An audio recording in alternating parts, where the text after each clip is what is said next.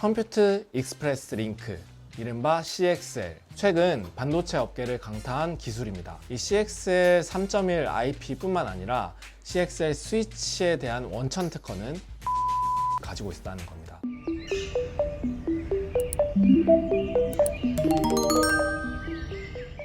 지금 쓰고 계신 노트북 PC의 용량이 무한대로 늘어나는 상상 해보셨나요? 자, 오늘은 공상과학 같은 인간의 상상을 실현시키는 CXL이라는 컴퓨팅 규격에 대해 탐구해 보려고 합니다. 컴퓨트 익스프레스 링크, 이른바 CXL. 최근 반도체 업계를 강타한 기술입니다. 컴퓨트는 연산하다 라는 뜻이고, 익스프레스는 고속버스, 그러니까 익스프레스 버스의 고속, 링크는 연결하다 라는 의미죠. 즉, 빠르게 연결해서 계산한다 라는 뜻 정도가 되겠네요. 그러면 무엇을 서로 연결한다는 의미일까? 네, 크게 메모리, 특히 D램과 각종 정보를 연산하는 CPU입니다. 원래 CPU와 D램은 연결돼서 정보를 교환하지 않냐고요? 맞습니다. 그런데 오늘 영상은 확장성과 공유라는 가치에 집중해서 보시면 정말 쉬울 겁니다. 기존 CPU와 D램의 구조를 먼저 한번 살펴볼게요. 기존 서버와 같은 IT 기기에서 CPU와 D램은 DDR이라는 규격으로 서로 연결되어 있습니다. 반도체 산업에 관심 있는 분들이라면 DDR4, DDR5라는 규격이 상당히 익숙하시죠. CPU라는 연산 공장 옆에 있는 D램이라는 재료 보관함에 DDR이라는 특급 고속도로를 놓아서 각종 정보를 전달하는 것인데요. 1990년대 등장한 이 규격은 세계 IT 산업 수준을 크게 끌어올렸고 앞으로도 절대 없어지지 않을 규격입니다. 다만 DDR 규격도 몇 가지 문제가 있습니다. 우선 확장성 측면부터 한번 보시죠. DDR은 CPU와 D램 사이에 여러 개의 채널을 놓습니다. 그런데 DDR 특성상 한 개 채널에 문제가 발생하면 나머지 모든 채널에 문제가 생깁니다. 비유를 하자면 4차선 특급 고속도로 중에 한 차선에만 사고가 났는데도 나머지 3차선이 원활하지 않고 아주 난리가 나고 막혀버리는 그런 현상이 발생합니다. 그럼 여러분이 만약 D램이 더 많이 필요해서 다른 공간에 새롭게 보충을 하려고 이 DDR이라는 고속도로를 바깥으로 쭉 늘린 뒤 D램을 추가 설치했다는 가정을 해볼까요? 이 속도야 보장이 되겠지만 매일매일 사고가 터지지 않을지 노심초사하면서 써야 합니다. 거친 생각, 불안한 눈빛으로요.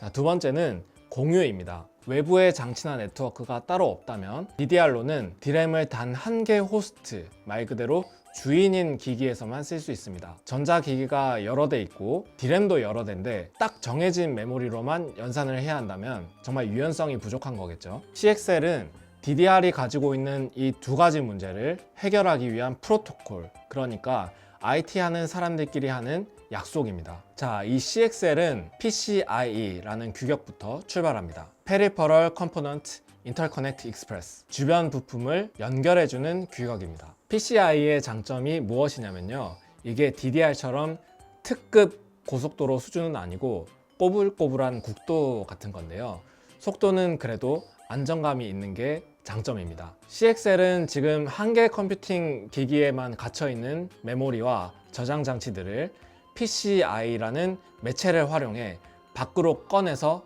이것을 무한히 확장하겠다는 구상에서 시작된 이야기입니다. 그러니까 속도와 용량 면에서 봤을 때 CXL은 캐시 메모리, HBM, DDR 기반, 그 다음에 위치하는 메모리 장치인데요. AI 시대에 아주 폭증에 폭증을 거듭하는 데이터를 감당하려면 이 CXL이라는 규격으로 D램과 SSD를 무한하게 확장할 수 있는 콘셉트가 필요하다는 겁니다. 이 구성과 이야기는 2019년 CXL 컨소시엄이라는 단체가 만들어지면서 본격적으로 세상 밖으로 나오기 시작합니다. 삼성전자, SK하이닉스, 인텔, AMD 등 네로라 하는 칩 회사만 컨소시엄에 포함된 게 아니고요. 구글, 메타, 마이크로소프트 등 세계적인 데이터 회사들도 이 모임에 들어와 있습니다. 2019년에 결성 후 처음으로 맺은 약속이 CXL 1.0 규격이고 지난달엔 CXL 3.1이라는 규격까지 발표했죠.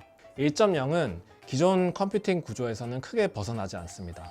기존 CPU와 D램이 위치하던 마더보드 내에서 확장된 CXL D램이 꽂히는 D램인데요. 삼성전자와 SK하이닉스가 마치 SSD와 같은 저장 장치 형태로 낸 CXL 익스펜더라는 장치가 여기에 꽂힙니다.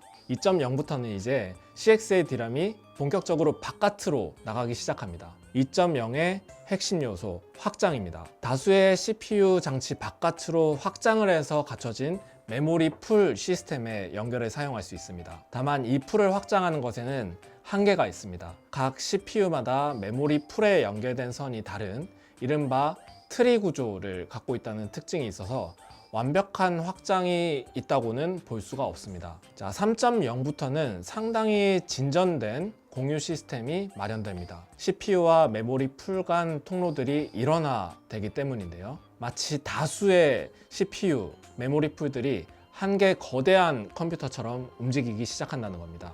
이른바 캐시 코이어런트, 그러니까 기억해야 할 정보들이 기기마다 다르지 않고 일관화 된다고 할 수 있는데요.